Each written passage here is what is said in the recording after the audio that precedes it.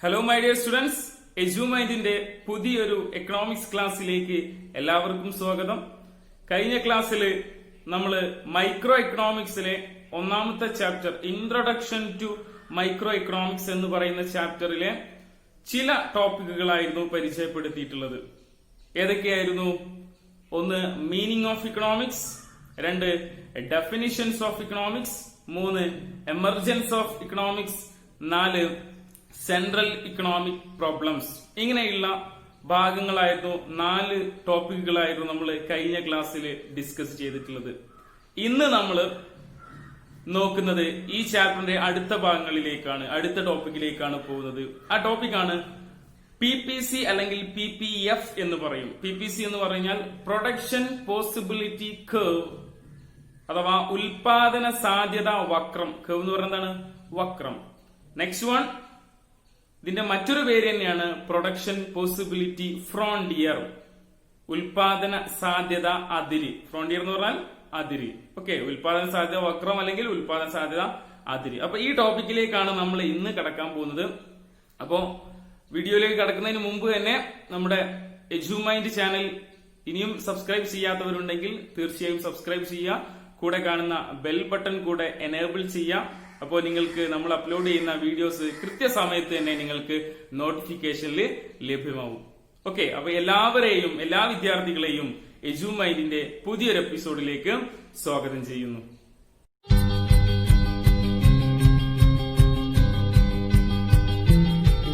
നമ്മൾ ടോപ്പിക്കിലേക്ക് പ്രവേശിക്കുന്നു.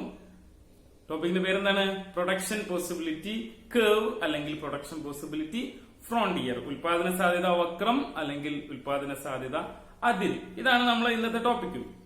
അപ്പൊ നമ്മൾ ഈ ഒരു ടോപ്പിക്കിലേക്ക് പോകുന്നതിന് മുൻപ് നമുക്കറിയാം, കേവ് എന്ന് കേൾക്കുന്ന നമുക്കറിയാം അതിൽ വക്രം ഉണ്ടായിരിക്കും, കേവ് ഉണ്ടായിരിക്കും. അപ്പൊ ആ ഒരു വക്രത്തിലേക്ക് പ്രവേശിക്കുന്നതിന് മുൻപ് ഈ ഒരു തിയറിയുടെ ചില സങ്കല്പങ്ങൾ, ചില അസംഷൻസ് നമ്മൾ മനസ്സിലാക്കേണ്ടതുണ്ട്. എന്നാലേ ഈ ടോപ്പിക്ക് നമുക്ക് ക്ലിയർ ആവുള്ളൂ. ഓക്കെ, അപ്പൊ ആദ്യം നമുക്ക് ആ അസംഷൻസ് നോക്കാം, സങ്കല്പങ്ങൾ നോക്കാം. എന്തൊക്കെയാണ് അസംഷൻസ്?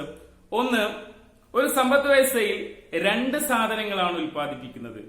യഥാർത്ഥത്തിൽ ഒരു സമ്പദ് വ്യവസ്ഥ 2 സാധനങ്ങളാണ് ഉൽപ്പാദിപ്പിക്കുക? അല്ല, നിരവധിയായ സാധനങ്ങൾ ഉൽപ്പാദിപ്പിക്കാറുണ്ട്. ഓക്കെ, അപ്പം for the simplicity of this theory we are taking an economy producing only 2 goods. ഒരു ഇക്കോണമി എത്ര പ്രൊഡ്യൂസ് ചെയ്യുന്നുള്ളൂ?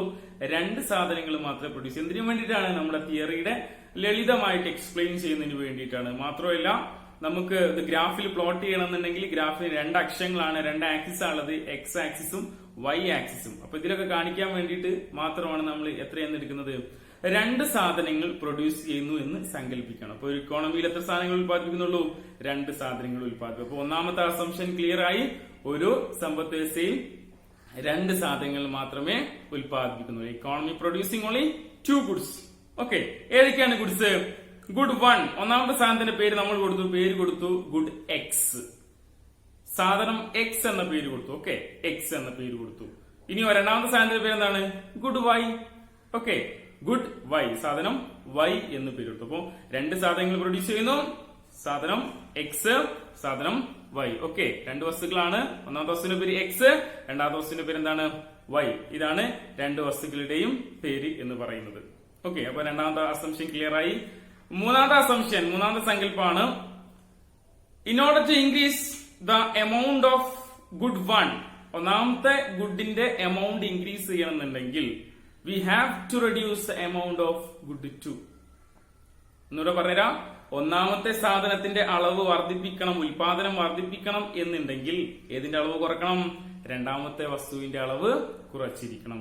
അങ്ങനെ പറഞ്ഞു കഴിഞ്ഞാൽ 2 സാധനവും ഒരേ അളവിൽ ഉൽപ്പാദിപ്പിക്കാൻ സാധ്യമല്ല, അല്ലെങ്കിൽ ഒരേ സമയത്ത് വർദ്ധിപ്പിക്കാൻ സാധ്യമല്ല. 2 സാധനങ്ങളുടെയും അളവ് ഒരേ സമയത്ത് വർദ്ധിപ്പിക്കാൻ സാധ്യമല്ല. 2 ഒരേ സമയം നമുക്ക് വർദ്ധിപ്പിക്കാൻ പറ്റൂല. കാരണം എന്താണ്? ഇക്കോണമി നമ്മൾ കഴിഞ്ഞ ക്ലാസ്സിൽ പഠിച്ചാണ്, there is a limitation of resource. അല്ലെ, we have unlimited want, but we have only limited resource. നമുക്ക് വളരെ കുറഞ്ഞ റിസോഴ്സേ ഉള്ളൂ. അപ്പൊ 2 സാധനങ്ങൾ പ്രൊഡ്യൂസ് ചെയ്യുമ്പോൾ ഒന്നാമത്തെ സാധനത്തിന്റെ അളവ് വർദ്ധിപ്പിക്കണം എന്നുണ്ടെങ്കിൽ ഏതിന്റെ അളവ് കുറയ്ക്കണം? രണ്ടാമത്തിന്റെ അളവ് കുറയ്ക്കണം. ഓക്കെ, അപ്പൊ അതാണ് അടുത്ത assumption. If we want to increase the amount of first commodity, we have to reduce the amount of second commodity. ഒന്നാമത്തെ സാധനത്തിന്റെ അളവ് നമ്മൾ ഉൽപാദനത്തിന്റെ അളവ് കൂട്ടണം എന്നുണ്ടെങ്കിൽ ഇതിന്റെ അളവ് കുറക്കണം, രണ്ടാമത്തെ സാധനത്തിന്റെ അളവ് കുറച്ചിരിക്കണം. ഓക്കെ, അപ്പം ഇതാണ് അസംഷൻ. ഒന്നുകൂടെ പറയാം. 2 വസ്തുക്കളാണ് ഉൽപ്പാദിപ്പിക്കുന്നത്. Economy producing 2 goods. ഏതൊക്കെയാണ് ആ 2 വസ്തുക്കള്? Good x and good y. Okay, good x good y എന്നിങ്ങനെയുള്ള 2 സാധനങ്ങളാണ് ഈ സമ്പദ് വ്യവസ്ഥയിൽ ഉൽപ്പാദിപ്പിക്കുന്നത് എന്ന് പറഞ്ഞു. ഓക്കെ, അപ്പൊ 2 അസംഷൻ ക്ലിയർ ആയി. മൂന്നാമത്തെ അസംഷൻ എന്തായിരുന്നു? 2 വസ്തുക്കളും ഒരേ സമയം ഒരേ അളവിൽ ഉൽപ്പാദിപ്പിക്കാൻ സാധ്യമല്ല, ഒരേ അളവിൽ വർദ്ധിപ്പിക്കാൻ സാധ്യമല്ല. ഓക്കെ, 2 വസ്തുക്കളും ഒരേ സമയത്ത് ഒരേ അളവിൽ അല്ലെങ്കിൽ നമുക്ക് ഒരേ സമയത്ത് വർദ്ധിപ്പിക്കാൻ സാധ്യമല്ല.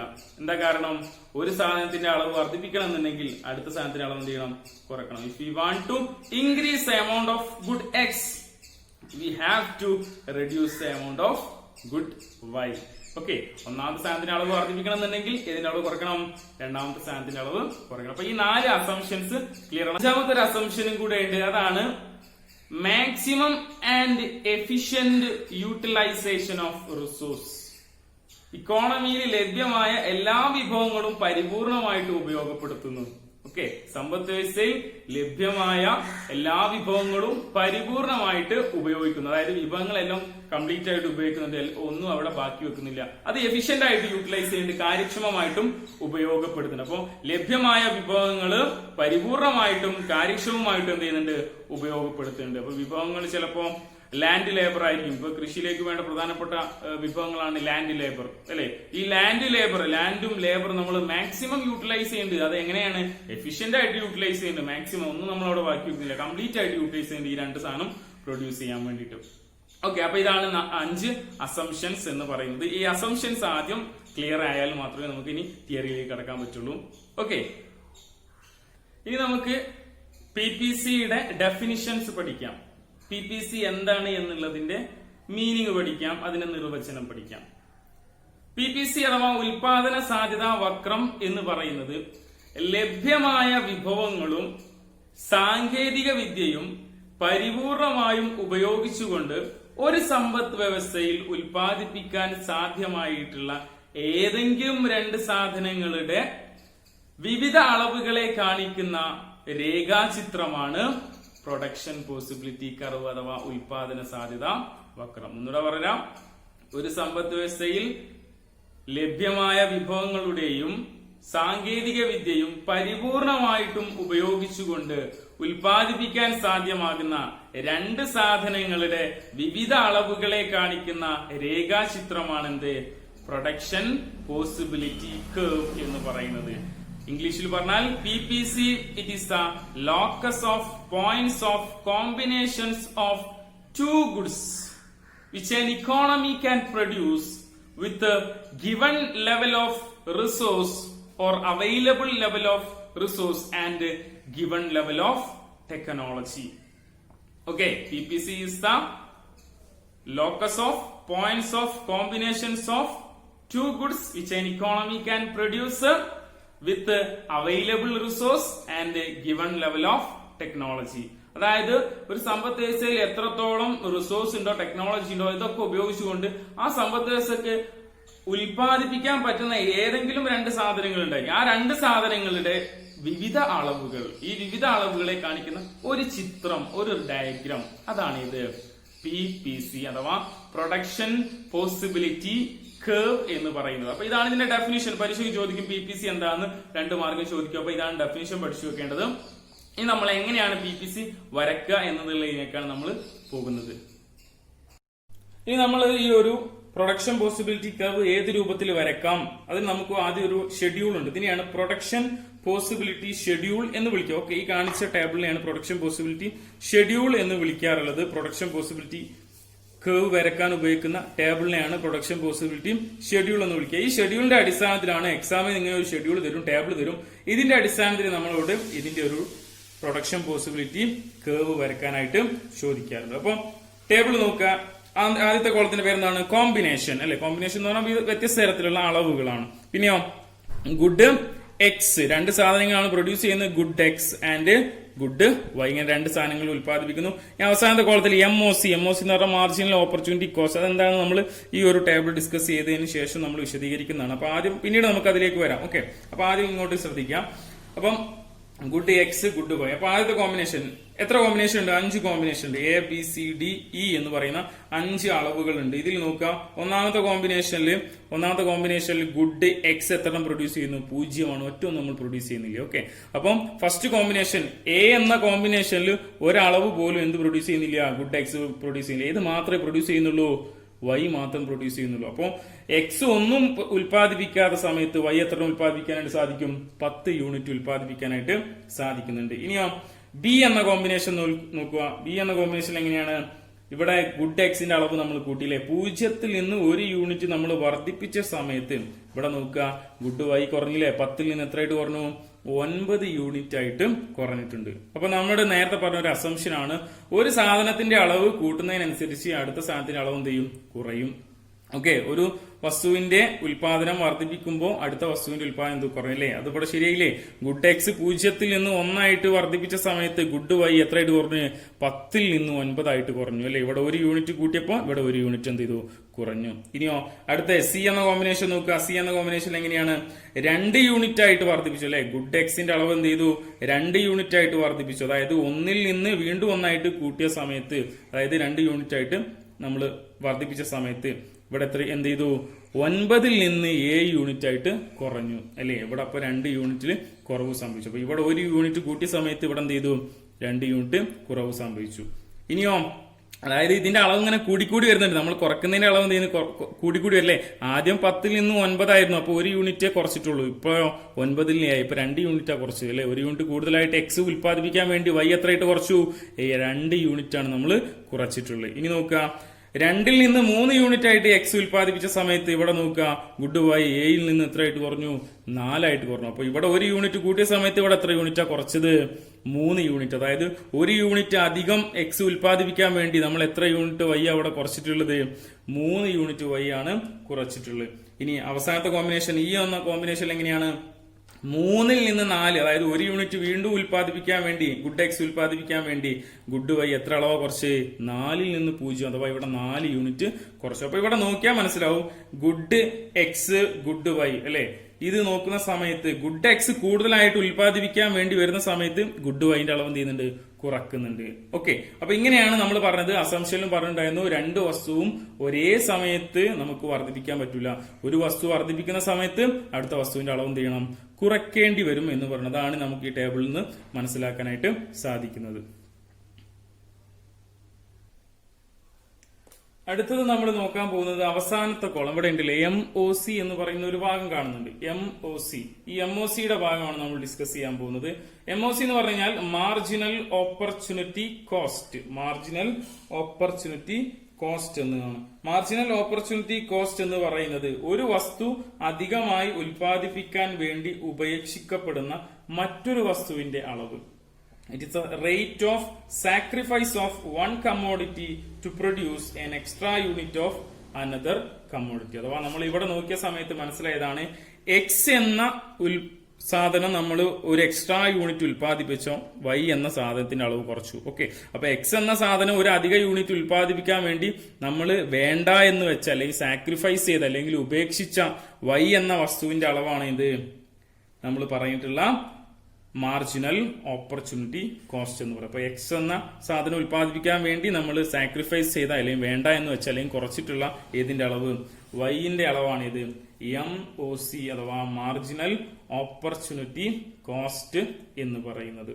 അപ്പൊ ഇത് എങ്ങനെയാണ് കാൽക്കുലേറ്റ് ചെയ്യുക? കാൽക്കുലേറ്റ് ചെയ്യാൻ ഒരു ഇക്വേഷൻ ഉണ്ട്. MOC കാൽക്കുലേറ്റ് ചെയ്യാൻ ഇക്വേഷൻ ആണ് MOC equal to delta y by delta x എന്ന് വിളിക്കുക. Delta y by delta x. Delta y എന്ന് പറഞ്ഞാൽ ചേഞ്ച്, ഡെൽറ്റ എന്ന് പറഞ്ഞാൽ ചേഞ്ച് ആണ്, മാറ്റം, അഥവാ വൈയിൽ വന്ന മാറ്റം, വൈ എന്ന യൂണിറ്റിൽ വന്ന മാറ്റം, വൈ എന്ന സ്ഥാനത്തിൽ വന്ന മാറ്റം. അതേപോലെ തന്നെ എക്സ് എന്ന സ്ഥാനത്തിൽ വന്ന മാറ്റമാണ് ഇത് ഡെൽറ്റ എക്സ് എന്ന് പറയുന്നത്. അപ്പൊ change in y and change in x എന്നുള്ളതാണ് ഇതിന്റെ മീനിങ്. അപ്പൊ ഇത് എങ്ങനെയാണ് കാൽക്കുലേറ്റ് ചെയ്യുക എന്നുള്ളതാണ് നമ്മൾ നോക്കാൻ പോകുന്നത്. ഇനി നമ്മൾ നോക്കുന്നത് എങ്ങനെയാണ് നമുക്ക് MOC കാൽക്കുലേറ്റ് ചെയ്യുക, മാർജിനൽ ഓപ്പർച്യൂണിറ്റി കോസ്റ്റ് കാൽക്കുലേറ്റ് ചെയ്യുക എന്നുള്ളതാണ്. അപ്പം അതിന്റെ ഇക്വേഷൻ ആണ് delta y by delta x. Delta y y എന്ന കോളത്തിൽ വന്ന ചേഞ്ചസ് ആണ് നോക്കേണ്ടത്. അപ്പോ ആദ്യം ആദ്യത്തെ കോമ്പിനേഷൻ എ അല്ലേ, ആദ്യത്തിൽ നിന്ന് ഒരു മാറ്റവും ഉണ്ടാവില്ല, കാരണം നമ്മൾ പ്രൊഡക്ഷൻ സ്റ്റാർട്ട് ചെയ്തിട്ടുള്ളൂ. അപ്പോൾ ആദ്യമായിട്ട് തുടങ്ങുന്ന സമയത്ത് എന്തെങ്കിലും ചേഞ്ച് ഉണ്ടാവും? ഇല്ല. അപ്പൊ ആദ്യത്തിൽ ഒരു മാറ്റവും ഇല്ല, അപ്പൊ പ്രൊഡക്ഷൻ സ്റ്റാർട്ട് ചെയ്തിട്ടുള്ളൂ. അപ്പൊ ഇവിടെ ഒരു ഐഫോൺ ഇട്ടാൽ മതി. ഓക്കെ, അതിന് MOC ഇല്ല എന്നാണ് അർത്ഥം. ഓക്കെ, നമ്മൾ പ്രൊഡക്ഷൻ സ്റ്റാർട്ട് ചെയ്തിട്ടുള്ളൂ, MOC ഇല്ല. അപ്പൊ അടുത്ത കോമ്പിനേഷനിലേക്ക് വരുന്ന സമയത്താണ് പ്രൊഡക്ഷന്റെ രണ്ടാമത്തെ ഘട്ടത്തിലേക്ക് നടക്കും അല്ലെ, അപ്പോഴാണ് നമ്മൾ ഈ ഒരു ചേഞ്ചസ് സംഭവിക്കുക. ആദ്യം നമ്മൾ തുടങ്ങുന്ന സമയത്ത് എന്തെങ്കിലും ചേഞ്ച് ഉണ്ടോ? ഇല്ല. ഇനി രണ്ടാമത്തെ കോമ്പിനേഷൻ നോക്കുക. ബി എന്ന കോമ്പിനേഷനിൽ എത്തിയ സമയത്ത് എന്ത് മാറ്റം ഉണ്ടായത്? ആദ്യം നമുക്ക് ഡെൽറ്റ വൈ അല്ലേ കിട്ടുന്നുണ്ട്. ഡെൽറ്റ വൈ നോക്കൂ, ബി എന്ന കോമ്പിനേഷനിൽ ഡെൽറ്റ, അതായത് 10 ഉള്ളത് 9 ആയിട്ട് കുറഞ്ഞു അല്ലെ. ചേഞ്ച് എന്ന് പറഞ്ഞാൽ 10 ഉള്ളത് 9 ആയിട്ട് കുറഞ്ഞു. അതായത് വലുതിൽ നിന്ന് ചെറുത് കുറക്കുക, അതായത് മുകളിൽ നിന്ന് താഴത്ത് കുറച്ചാൽ മതി. എത്രയാണ്? 10 - 9 എന്ന് പറഞ്ഞാൽ എത്രയാണ്? 1. അപ്പൊ എത്രയാണ്? ഡെൽറ്റ വൈ 1 ആണ്. ഇനി ബൈ ഡെൽറ്റ എക്സ് കാണണം. ഡെൽറ്റ എക്സ് എന്ന് പറയുന്നത് എക്സിൽ വന്ന മാറ്റം 0 ഉള്ളത് എത്രയായിട്ട് വർദ്ധിച്ചു? 1 ആയിട്ട് വർദ്ധിച്ചു. ഇതും വലുതിൽ നിന്ന് ചെറുത് കുറക്കുക. എത്രയാണ്? 0 നിന്ന് 0 കുറച്ച് എന്ത് കിട്ടുക? 1. അഥവാ അവിടെയുള്ള ചേഞ്ച് എന്ന് പറയുന്നത് എത്രയാണ്? 1. അപ്പൊ 1/1 എന്ന് പറയുന്നത് എത്രയായിരിക്കും? 1. അപ്പൊ ആദ്യത്തെ MOC എന്ന് പറയുന്നത് എത്രയാണ്? 1. ഓക്കെ, ബി എന്ന കോമ്പിനേഷൻ MOC എത്രയാണ്? 1 എന്നാണ് കിട്ടുക.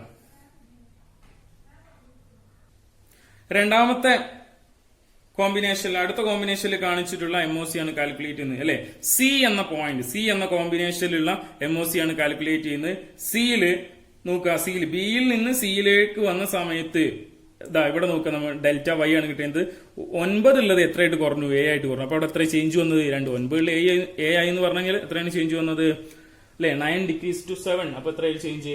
2 ആണ് മാറ്റം സംഭവിച്ചല്ലേ. അപ്പൊ ഡെൽറ്റ വൈ 2 ആണ്. അഥവാ ഒന്നുമില്ല, 9 നിന്ന് A മൈനസ് ചെയ്താൽ മതി. അപ്പൊ 2 എന്ന് കിട്ടും. ഇനിയോ അടുത്തത് നോക്കുക. ഇനി നമുക്ക് ഡെൽറ്റ എക്സ് ആണ് കിട്ടുന്നത്. Delta X. അപ്പൊ ഈ കോളത്ത് നോക്കുക, ബിയിൽ നിന്ന് സിയിലേക്കുള്ള ചേഞ്ച് 1 ഉള്ളത് എത്രയായിട്ട് വർദ്ധിച്ചു? 2. അപ്പൊ അവിടെ എത്രയാണ് ഇൻക്രീസ് ചെയ്തത്? 1 ഇൻക്രീസ് ചെയ്തല്ലേ. അപ്പം 2/1 എന്ന് പറയുന്നത് അല്ലെ, 2നെ 1 കൊണ്ട് ഹരിച്ചു കഴിഞ്ഞാൽ എത്ര കിട്ടുക? 2 എന്ന് കിട്ടും. അപ്പൊ ഇവിടെ MOC എത്രയാണ്? ഈ കോമ്പിനേഷൻ MOC എത്രയാണ്? 2 എന്നാണ് കിട്ടുക. ഓക്കെ, അപ്പൊ ഇവിടെ MOC 2 ആയിരിക്കും. ഓക്കെ, ഇങ്ങനെ ഓരോന്നും ചെയ്ത് നോക്കുക. ആ ചെയ്യുന്ന സമയത്ത് നമുക്ക് ആ ഓരോ ഭാഗത്തുള്ള MOC കിട്ടുന്നതായിരിക്കും. അടുത്ത MOC മാർജിനൽ ഓപ്പർച്യൂണിറ്റി കോസ്റ്റ്. അടുത്ത പോയിന്റ് ഏതാണ്? നെക്സ്റ്റ് പോയിന്റ് നമുക്ക് നോക്കേണ്ടത് സിയിൽ നിന്ന് ഡിയിലേക്കുള്ള ചേഞ്ച് അല്ലെ. അപ്പൊ ഇവിടെ നോക്കുക, സിയില് ഡെൽറ്റ വൈ എത്രയായിരുന്നു? എ ഉള്ളത് എത്രയായിട്ട് കുറഞ്ഞു? 4 ആയിട്ട് കുറഞ്ഞു. അപ്പൊ എയിൽ നിന്ന് 4 കുറച്ചാൽ മതി. എത്രയാണ് നമുക്ക് കിട്ടുക? 3 ബൈ എത്രയാണ്? ഇനി അടുത്ത് നോക്കുക, സിയിൽ നിന്ന് ഡിയിലേക്ക് മാറിയ സമയത്ത് 2 ഉള്ളത് 3 ആയിട്ട് വർദ്ധിച്ചു എന്നാ പറഞ്ഞല്ലേ. എക്സിന്റെ അളവ് കൂടി, 2 ഉള്ളത് 3 ആയിട്ട് വർദ്ധിച്ചു. അപ്പൊ ഇവിടെ ഒരു മാറ്റമാണ് സംഭവിച്ചത്, ഒരു യൂണിറ്റിന്റെ ചേഞ്ച് ആണ് സംഭവിച്ചത് അല്ലെ. 2 increase to 3 എന്ന് പറയുമ്പോൾ, so there is A change of 1 unit of commodity producing good X. അപ്പം 2 ഉള്ളത് 1 ആയിട്ട് വർദ്ധിച്ചു എന്ന് പറഞ്ഞാൽ എന്ത് ചെയ്തു? ഇവിടെ 1 ആണ് മാറ്റം സംഭവിച്ച്. അപ്പൊ 3നെ 1 കൊണ്ട് വെച്ച് എന്ത് കിട്ടും? 3 എന്ന് കിട്ടും. ഓക്കെ, അപ്പൊ ഇവിടുത്തെ MOC എത്രയായിരിക്കും? 3 ആയിരിക്കും. ഓക്കെ, 3 എന്നായിരിക്കും അതിന്റെ MOCയുടെ ഉത്തരം കിട്ടുക. ഇനി അടുത്ത MOC അല്ലെ, ഒരു MOC കൂടി നമുക്ക് കാൽക്കുലേറ്റ് ചെയ്യേണ്ട അവസാനത്തെ MOC അല്ലെ. ഡിയിൽ നിന്ന് ഇയിലേക്ക് വന്ന ചേഞ്ച് ആണ് നോക്കാം. ഡിയിൽ നിന്ന് ഇയിലേക്ക് വന്ന ചേഞ്ച്, അഥവാ ഇവിടെ നോക്കാം. ആദ്യം ഡെൽറ്റ വൈ ആണ് കാണേണ്ടത്. 4 ഉള്ളത് 0 ആയിട്ട്. അപ്പൊ 4 ആണ് ചേഞ്ച് വന്നത് അല്ലെ. 4 നിന്ന് 0 കുറച്ചാൽ മതി. അപ്പൊ കിട്ടും 4 ബൈ. ഇനിയോ ഇവിടെ എന്താ ചേഞ്ച് വന്നത്? ഗുഡ് എക്സ് 3 ഉള്ളത് 4 ആയിട്ട് വർദ്ധിച്ചു എന്ന് പറഞ്ഞു കഴിഞ്ഞാൽ അവിടെ 1 ആണ് മാറ്റം അല്ലെ. 4 നിന്ന് 3 മൈനസ് ചെയ്ത് എത്ര കിട്ടും? 1. അപ്പൊ എന്താ കിട്ടുക? 4നെ 1 കൊണ്ട് ഹരിച്ചു കഴിഞ്ഞാൽ എന്ത് കിട്ടും? 4 എന്ന് കിട്ടും. അപ്പൊ ഇവിടുത്തെ MOC എത്രയാണ്? 4. അപ്പൊ ഈ MOCയുടെ അളവുകൾ നോക്കുക. ആദ്യം MOC ഇല്ല, പിന്നെ 1 ആയി, പിന്നെ 2, 3 ആൻഡ് അഗെയിൻ ഇൻക്രീസ് ടു 4. അപ്പൊ ഈ MOC നോക്കിയാൽ മനസ്സിലാവും, it is A increasing MOC വർദ്ധിക്കുകയാണ്. അഥവാ ഒരു അധിക യൂണിറ്റ് എക്സ് ഉൽപ്പാദിപ്പിക്കാൻ വേണ്ടി നമ്മൾ വേണ്ടാന്ന് വെക്കുന്ന, സാക്രിഫൈസ് ചെയ്യുന്ന വൈന്റെ അളവ് എന്ത് ചെയ്യുന്നു? കൂടിക്കൂടി വരികയാണ്. ആദ്യം 1 യൂണിറ്റ് വൈ ആണ് വേണ്ടാന്ന് വെച്ച്, പിന്നെ എത്ര യൂണിറ്റ് വൈ വേണ്ടാന്ന് വെച്ച്? 2 യൂണിറ്റ്, പിന്നെയോ 3 യൂണിറ്റ്, പിന്നെയോ 4 യൂണിറ്റ്. അതായത് നമ്മൾ സാക്രിഫൈസ് ചെയ്യുന്ന മാർജിനൽ ഓപ്പർച്യൂണിറ്റി കോസ്റ്റിന്റെ അളവ് എന്ത് ചെയ്യുന്നു?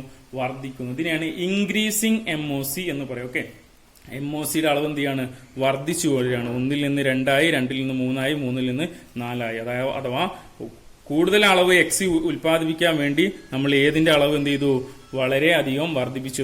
ആദ്യം കുറഞ്ഞ അളവായിരുന്നു വർദ്ധിപ്പിച്ച്, പിന്നെ അതിനേക്കാൾ കൂട്ടി, പിന്നെ അതിനേക്കാൾ അല്ലെ 1 നിന്ന് 2 ആക്കി വർദ്ധിപ്പിച്ചു, 2 നിന്ന് 3 ആക്കി വർദ്ധിപ്പിച്ചു, 3 നിന്ന് 4 ആക്കി വർദ്ധിപ്പിച്ചു. ഇതാണ് മാർജിനൽ ഓപ്പർച്യൂണിറ്റി കോസ്റ്റ് എന്ന് പറയുന്നത്. ഒന്നുകൂടെ പറഞ്ഞാൽ മാർജിനൽ ഓപ്പർച്യൂണിറ്റി കോസ്റ്റ് എന്ന് പറയുന്നത് ഒരു അധിക യൂണിറ്റ് സാധനം ഉൽപ്പാദിപ്പിക്കാൻ വേണ്ടി നമ്മൾ വേണ്ടാന്ന് വെക്കുന്ന സാക്രിഫൈസ് ചെയ്യുന്ന മറ്റൊരു വസ്തുവിന്റെ അളവിനെയാണ് മാർജിനൽ ഓപ്പർച്യൂണിറ്റി കോസ്റ്റ് എന്ന് പറയുന്നത്. Okay, it is a rate of sacrificing one commodity produce an extra unit of other commodity. എന്താ കാൽക്കുലേറ്റ് ചെയ്യാനുള്ള equation? Delta y by delta x. ഇനി നമ്മൾ ഈ കേർവ് എങ്ങനെ വരക്കും എന്നുള്ളതാണ് നോക്കാൻ പോകുന്നത്. Okay, production possibility curve PPC എങ്ങനെ നമുക്ക് ഡയഗ്രത്തിലേക്ക് പ്ലോട്ട് ചെയ്യാം എന്നുള്ളതാണ് നോക്കാൻ പോകുന്നത്. നമ്മൾ +1 ക്ലാസ്സുകളിലൊക്കെ പഠിച്ചിട്ടുണ്ട് ഏത് രൂപത്തിലാണ് കേർവ് വരക്കുക എന്നുള്ളത് അല്ലെ. നമുക്കറിയാം ഒരു കേർവ് 2 ആക്സിസ് ഉണ്ടാവും, O X axis and O Y axis. ഇങ്ങനെ 2 അക്ഷങ്ങളാണ്, 2 ആക്സിസ് ആണ് ഉണ്ടായിരിക്കുക. അപ്പം നമ്മുടെ ടേബിളിലേക്ക് ആദ്യം ശ്രദ്ധിക്കുക. നമ്മുടെ ടേബിൾ എങ്ങനെയുണ്ടായിരുന്നത്? ആ ടേബിൾ നോക്കിയാൽ മനസ്സിലാവും. ഒന്നാമത്തെ കോമ്പിനേഷൻ അല്ലെ, ആദ്യത്തെ കോമ്പിനേഷൻ A എന്ന കോമ്പിനേഷനിൽ ഗുഡ് എക്സ് എത്രയാണ്? 0. Good X 0. അപ്പൊ ഇവിടെയാണ് ഗുഡ് എക്സ് 0 എന്ന് പറയുമ്പോൾ ഈ ഭാഗത്തല്ലേ, ഇതാണ് എക്സ് കാണിക്കുന്നത്, ഇവിടെയാണ് ഗുഡ് എക്സ് കാണിക്കുക, ഇവിടെയാണ് വൈ. ഓക്കെ, ഗുഡ് എക്സ് ആക്സിന്റെ സ്ഥാനത്ത് ഗുഡ് എക്സും ഇവിടെ എന്ത് ചെയ്യുന്നു? ഗുഡ് വൈയും നമ്മൾ പ്ലോട്ട് ചെയ്യുന്നു. ഓക്കെ, അപ്പൊ നമ്മുടെ എഴുതിയിട്ടുണ്ട്, നമുക്ക് വേണമെങ്കിൽ ഒന്നുകൂടെ കൊടുക്കാം. ഗുഡ് എക്സ് കാണിക്കുന്നു, ഇവിടെ ഏതാ കാണിക്കുന്നത്? Good y. ഓക്കെ, അപ്പൊ ഈ രൂപത്തിലാണ് കാണിക്കുന്നത്. അപ്പൊ ആദ്യം നോക്കാം, എ എന്ന കോമ്പിനേഷനിൽ 0. എ എന്ന കോമ്പിനേഷൻ 0 വരുമ്പോൾ ഇവിടെയാണ് വരിക. ഓക്കെ, ഇനിയോ എ എന്ന കോമ്പിനേഷനിൽ വൈ എത്രയാണുള്ളത്? 10 അല്ലെ. വൈ എത്രയുണ്ട്? 10. അപ്പൊ നേരെ മുകളിലോട്ട് വൈ 10 വരുമ്പോൾ 0, 10 എന്ന് പറയുന്ന പോയിന്റ് ഇവിടെ അല്ലേ വരിക. അതായത് എക്സിൽ 0, വൈയിൽ 10 എന്ന് പറയുമ്പോൾ ഇവിടെയാണ് പോയിന്റ്. അപ്പൊ ആ പോയിന്റ് മാർക്ക് ചെയ്യാം. ഇനി രണ്ടാമത്തെ കോമ്പിനേഷൻ ബി എന്ന കോമ്പിനേഷനിൽ ഗുഡ് എക്സ് 1 ആണ് അല്ലെ. ഗുഡ് എക്സ് 1 ആയിട്ട് വർദ്ധിപ്പിച്ചു. അപ്പൊ 1, ഗുഡ് വൈ എത്രയാണ്?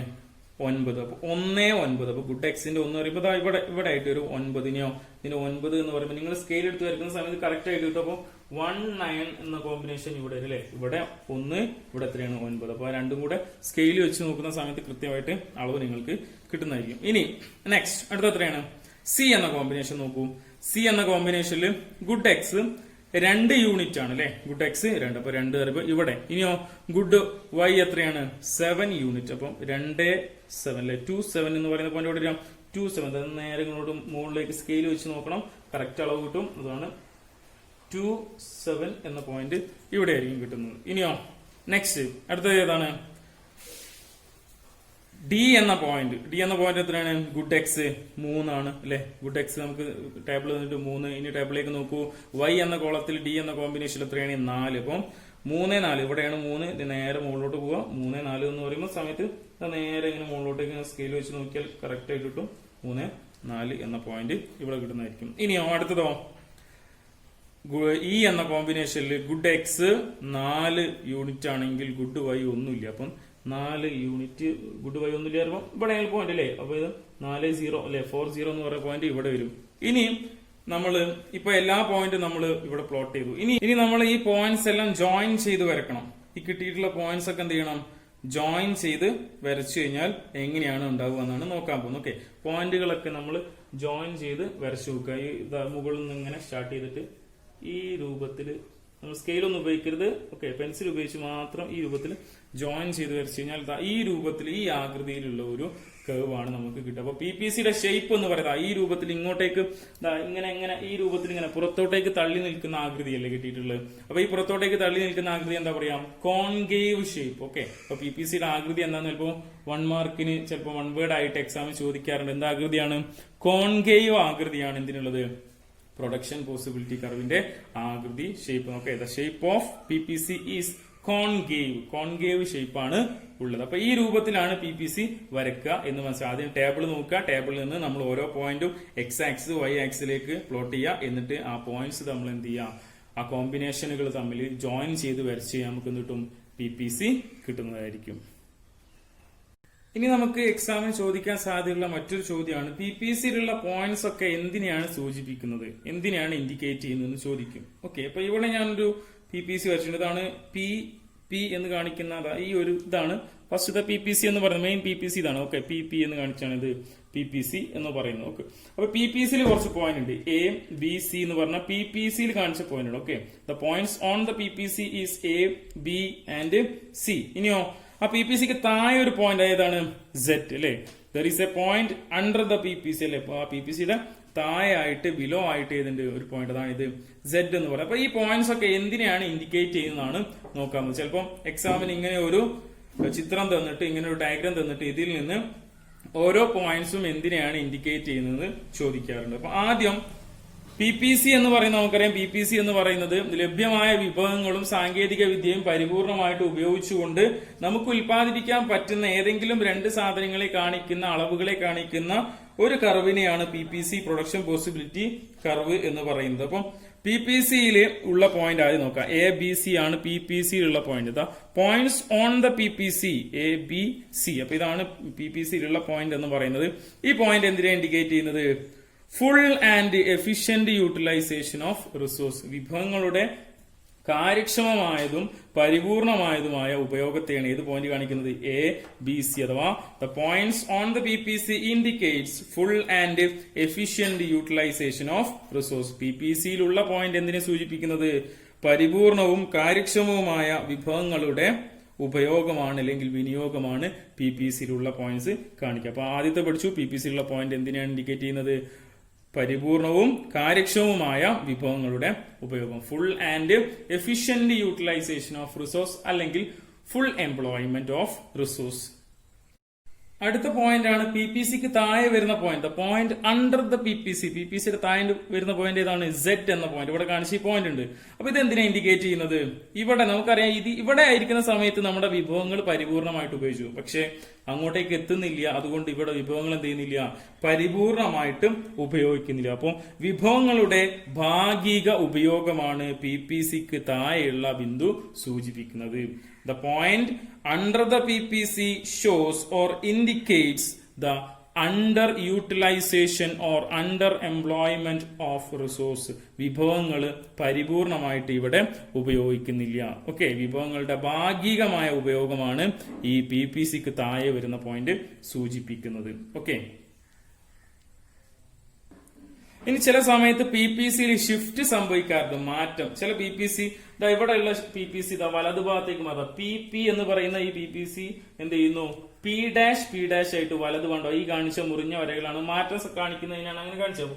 അങ്ങോട്ടേക്ക് വലത് ഭാഗത്തേക്ക് മാറ്റം സംഭവിച്ചു. Okay, the rightward or upward shift of PPC. PPCയുടെ റൈറ്റ് വേർഡ് ഷിഫ്റ്റ് അല്ലെങ്കിൽ അപ്വേർഡ് ഷിഫ്റ്റ് ആണ് നമുക്ക് പറയാനുള്ളത്. PPC മുകളിലേക്ക് മാറ്റം സംഭവിച്ചാൽ അതെന്തിനാ സൂചിപ്പിക്കുന്നത്?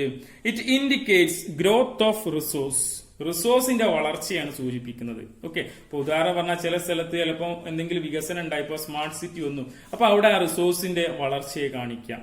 ഓക്കെ, അല്ലെങ്കിൽ ഒരു സ്ഥലത്ത് അനുകൂലമായ ക്ലൈമറ്റ് കാരണം, കാലാവസ്ഥ കാരണം അവിടെ അനുകൂലമായ രീതിയിൽ കാർഷിക വികസനം ഉണ്ടായി, കൃഷിയിൽ വലിയ ഉൽപാദനം ഉണ്ടായി. അപ്പൊ എന്ത് ചെയ്യുന്നു? PPC എങ്ങോട്ടേക്ക് മാറും? വലത് ഭാഗത്തേക്ക് മാറ്റാം. അപ്പൊ അനുകൂലമായ കാലാവസ്ഥ അല്ലെങ്കിൽ ഫേവറബിൾ ആയിട്ടുള്ള ക്ലൈമറ്റ് കണ്ടീഷൻ ഉണ്ടെങ്കിൽ എന്ത് ചെയ്യുന്നു? അഗ്രികൾച്ചറിൽ ഗ്രോത്ത് ഉണ്ടാകുന്നു, അഗ്രികൾച്ചർ പ്രൊഡക്ഷൻ ഗ്രോത്ത് സംഭവിക്കുന്നു. PPC എങ്ങോട്ടേക്ക് മാറും? വലത് ഭാഗത്തേക്ക് മാറും. അപ്പോൾ PPCയുടെ വലത് ഭാഗത്തേക്കുള്ള മാറ്റം അഥവാ ഈ ഒരു P' എന്ന് പറയുന്നത് എന്തിനെ സൂചിപ്പിക്കുന്നത്? വലത് ഭാഗത്തേക്കുള്ള ഈ മാറ്റം എന്തിനെ സൂചിപ്പിക്കുന്നത്? വിഭവങ്ങളുടെ വളർച്ചയാണ്, ഗ്രോത്ത് ഓഫ് റിസോഴ്സ് ആണ് കാണിക്കുന്നത്. ഇനി നോക്കുക, വേറെ ഒന്നുണ്ട്. P" എന്ന് പറഞ്ഞാൽ ഇവിടെ ഉണ്ട് അല്ലെ. P" എന്ന് പറയുന്ന മറ്റൊരു PPC ഇവിടെ കാണിച്ചിട്ടുണ്ട്. ഇതെന്തിനാ സൂചിപ്പിക്കുന്നത്? PPCന്റെ താഴോട്ടേക്കാ ചേഞ്ച് ചെയ്യുന്നത്, ഇങ്ങോട്ടേക്കാണ് ചേഞ്ച് സംഭവിച്ചത് അല്ലെ.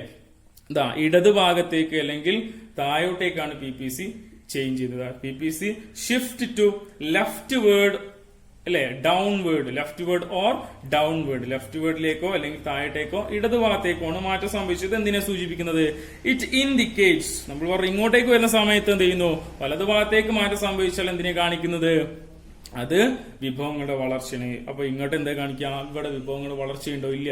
Depletion of resource. അവിടെ വിഭവങ്ങൾ എന്ത് ചെയ്യുന്നില്ല?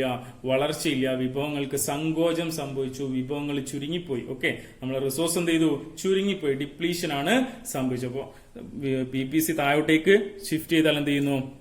വിഭവങ്ങളുടെ സങ്കോചത്തെയാണ് സൂചിപ്പിക്കുക. അപ്പൊ ഒന്നുകൂടെ പറയാം, PPC വലതുഭാഗത്തേക്ക് ഷിഫ്റ്റ് ചെയ്താൽ വിഭവങ്ങളുടെ വളർച്ച, ഇടതുഭാഗത്തേക്ക് ഷിഫ്റ്റ് ചെയ്താലോ വിഭവങ്ങളുടെ സങ്കോചമായിരിക്കും. ഓക്കെ, ഗ്രോത്ത് ഓഫ് റിസോഴ്സ്, ഇവിടെയോ ഡിപ്ലീഷൻ ഓഫ് റിസോഴ്സ്. ഇതാണ് ഇൻഡിക്കേറ്റ് ചെയ്യുന്നതെന്ന് മനസ്സിലാക്കുക. അപ്പൊ ഒന്നും കൂടെ ഈ പോയിന്റ്സ് പറഞ്ഞുതരാം. ദ പോയിന്റ്സ് ഓൺ ദ PPCയിലുള്ള പോയിന്റ് എന്തിനെ സൂചിപ്പിക്കുന്നത്? ABC. PPCയിലുള്ള പോയിന്റ് എന്തിനെ സൂചിപ്പിക്കുക? Full and efficient utilization of resource, വിഭവങ്ങളുടെ പരിപൂർണവും കാര്യക്ഷമവുമായ ഉപയോഗത്തെയാണ് സൂചിപ്പിക്കുന്നത്. ഇനിയോ PPCക്ക് താഴെയുള്ള പോയിന്റ് Z എന്ന് പറയുന്ന പോയിന്റ് എന്തിനെ സൂചിപ്പിക്കുന്നത്? അണ്ടർ യൂട്ടിലൈസേഷൻ ഓഫ് റിസോഴ്സ്, വിഭവങ്ങളുടെ ഭാഗികമായ ഉപയോഗം. ഇവിടെ ഫുള്ളായിട്ട് ഉപയോഗിക്കുന്നില്ല, അവിടെ ഭാഗികമായിട്ട് ഉപയോഗിച്ചിട്ടുള്ളൂ. ഇനിയോ PPC വലതുഭാഗത്തേക്ക് ഷിഫ്റ്റ് ചെയ്തു. P എന്ന PPC P' ആയിട്ട് മുകളിലേക്ക് ഷിഫ്റ്റ് ചെയ്താൽ, മുകൾ ഭാഗത്തേക്ക് മാറ്റം സംഭവിച്ചാൽ എന്തിനെ സൂചിപ്പിക്കുന്നത്? ഗ്രോത്ത് ഓഫ് റിസോഴ്സിനെ കാണിക്കുക. ഇനിയോ താഴോട്ടേക്ക് ഷിഫ്റ്റ് ചെയ്താൽ അവിടെ എന്താ കാണിക്കുക? ഡിപ്ലീഷൻ ഓഫ് റിസോഴ്സ്, വിഭവങ്ങളുടെ സങ്കോചം. ഇവിടെ വിഭവങ്ങളുടെ വളർച്ചയാണ്, ഇവിടെ വിഭവങ്ങളുടെ എന്താണ്? സങ്കോചമാണ്. ഇപ്പൊ ഏത് സമയത്ത് വിഭവങ്ങളുടെ സങ്കോചം? ഇപ്പൊ അതിന്റെ ഒരു സമയമാണല്ലേ, കോവിഡിന്റെ സമയം എന്ന് പറയുന്നത്. ആളുകൾക്ക് ജോലിയില്ല, അങ്ങനെ ജോലി ഇല്ലാത്ത സമയത്ത് കാർഷിക വികസനം ഇല്ല, കാർഷിക രംഗത്ത് വളർച്ചയില്ല, ഉൽപാദനം വർദ്ധിക്കുന്നില്ല. അപ്പൊ അവിടെയൊന്നും നമ്മൾ വിഭവങ്ങൾ എന്തില്ല, പരിപൂർണമായിട്ട് ഉപയോഗിക്കുന്നില്ല. ഓക്കെ, ചിലപ്പോൾ ഫ്ലഡ് വരുന്ന സമയത്ത് കൃഷിയൊക്കെ നശിച്ചു പോകാറുണ്ട്. അപ്പോൾ വിഭവങ്ങളൊന്നും നമുക്ക് പരിപൂർണമായിട്ട് ഉപയോഗിക്കാൻ പറ്റില്ല. അപ്പൊ ഫ്ലഡ് വന്ന സമയത്ത് ഫ്ലഡ് അല്ലെങ്കിൽ കോവിഡ് ഇങ്ങനെയുള്ള എക്കണോമിക് ഡിപ്രഷൻ ഒക്കെ ഉണ്ടാകുന്ന സമയത്ത്, സാമ്പത്തിക മാന്ദ്യം ഉണ്ടാകുന്ന സമയത്ത് PPC എങ്ങോട്ടേക്ക് ഷിഫ്റ്റ് ചെയ്യുക? ഇടത് ഭാഗത്തേക്ക്. സാമ്പത്തിക വളർച്ച ഉണ്ടാകുമ്പോൾ PPC എങ്ങോട്ട് ഷിഫ്റ്റ് ചെയ്യും? വലത് ഭാഗത്തേക്ക് ഷിഫ്റ്റ് ചെയ്യുമെന്ന് മനസ്സിലാക്കുക. അപ്പൊ നമ്മൾ ഇന്നത്തെ ക്ലാസ് അവസാനിപ്പിക്കുകയാണ്. ഇത്രയും ഭാഗങ്ങളാണ് ഇന്ന് പഠിച്ചത്. ഇന്ന് പഠിച്ച ഭാഗങ്ങൾ കൃത്യമായിട്ട് നോട്ട്സ് എഴുതിയെടുക്കുക. എന്തൊക്കെയാണ് എഴുതിയെടുക്കേണ്ടത്? ആദ്യം നമ്മൾ കൃത്യമായിട്ട് സ്ക്രീനിൽ കാണിച്ചിട്ടുണ്ട് ഭാഗങ്ങൾ എന്തൊക്കെയായിരുന്നു. ആദ്യം നമ്മൾ പറഞ്ഞ എന്തായിരുന്നു? PPCയുടെ പ്രൊഡക്ഷൻ പോസിബിലിറ്റി കർവിന്റെ അസംഷൻസ് പറഞ്ഞു അല്ലേ? ഒരു 5 അസംഷൻസ് പറഞ്ഞിട്ടുണ്ടായിരുന്നു. അത് കൃത്യമായിട്ട് പോയിന്റ്സ് ആയിട്ട് എഴുതിയെടുക്കുക. അതേപോലെ തന്നെ പിന്നീട് പറയാണ് PPC എന്ത് എന്ന് പറയും, അതിന്റെ ഡെഫിനിഷൻ പറഞ്ഞിട്ടുണ്ടായിരുന്നു. പ്രൊഡക്ഷൻ പോസിബിലിറ്റി കർവ് എന്താണെന്ന് പറഞ്ഞു. പിന്നീട് പറഞ്ഞതാണ് PPCയുടെ മാർജിനൽ ഓപ്പർച്യൂണിറ്റി കോസ്റ്റ് എന്ത്, അതിന്റെ ഇക്വേഷൻ എന്ത്, അത് എങ്ങനെ കാൽക്കുലേറ്റ് ചെയ്യാം എന്നുള്ള കാര്യങ്ങൾ കൃത്യമായിട്ട് നോട്ടിൽ എഴുതിയെടുക്കുക. MOCന്റെ കാര്യങ്ങൾ. അതേപോലെ തന്നെ PPC ഷെഡ്യൂൾ നമ്മൾ പഠിച്ചിട്ടുണ്ട്. എന്താണ് ഷെഡ്യൂൾ? ആ ഷെഡ്യൂൾ, ആ പട്ടിക അതെന്താണെന്ന് മനസ്സിലാക്കി വെക്കുക. പിന്നീട് PPC എങ്ങനെ വരക്കുക എന്നുള്ളത് മനസ്സിലാക്കി വെക്കുക.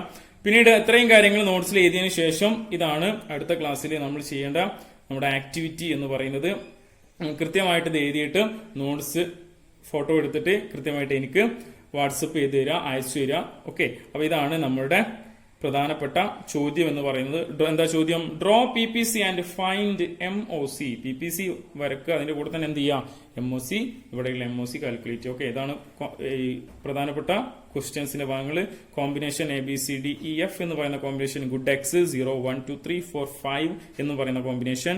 അതേപോലെ തന്നെ ഗുഡ് Yന്റെ കോമ്പിനേഷൻ എങ്ങനെയാണ്? 15 14 12 9 5 0 എന്നുള്ള കോമ്പിനേഷൻ. ഇനി ഇവിടെ നമുക്ക് MOC കാൽക്കുലേറ്റ് ചെയ്യേണ്ട. അപ്പൊ ഇത്രയും കാര്യങ്ങൾ നോട്ട്സ് ചെയ്താൽ അതോടൊപ്പം തന്നെ ഈ ചോദ്യം കൂടെ ചെയ്യാം. ഓക്കെ, അപ്പൊ ഇതാണ്. പിന്നീട് അതേപോലെ തന്നെ അവസാനം നമ്മൾ പറഞ്ഞിട്ടുണ്ട് PPCയിൽ കാണിക്കുന്ന പോയിന്റ്സ്, അത് നോട്ടിലുണ്ടായിരിക്കണം. PPC കാണിക്കുന്ന പോയിന്റ്സ് എന്തിനൊക്കെയാണ് സൂചിപ്പിക്കുക എന്നുള്ളത്. PPCയിലുള്ള പോയിന്റ്, PPCക്ക് താഴെ വരുന്ന പോയിന്റ്, ഇനി PPCയുടെ ഷിഫ്റ്റ് വലതുഭാഗത്തേക്കുള്ള മാറ്റം, ഇടതുഭാഗത്തേക്കുള്ള മാറ്റം.